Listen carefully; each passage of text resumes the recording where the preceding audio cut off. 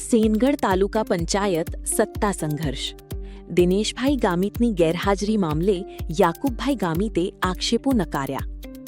સોનગઢ તાલુકા પંચાયતમાં ભાજપ કોંગ્રેસ વચ્ચે 9 બેઠકો સાથે ટાઈ થતાં સત્તા માટે રસાકસી જામી હતી.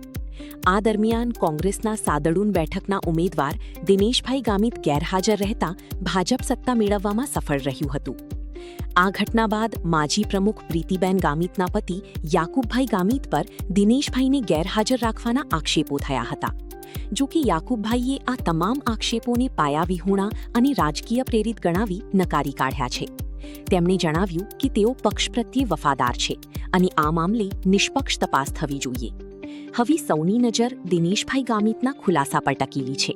કોંગ્રેસ પક્ષ પાસે હું પહેલેથી જ કોંગ્રેસનો એક વફાદાર સૈનિક છું અને પક્ષ માટે ઘણું બધું કામ કર્યું છે અને આગળ પણ કરતો રહીશ.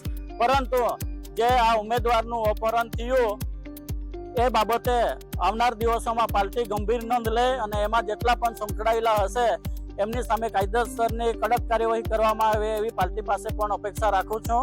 અને એ બાબતે અમે પાર્ટીના જે મોવડી મંડળો છે એમની સાથે પણ ચર્ચા વિચારણા કરી છે અને એમની રજૂઆત કરી છે.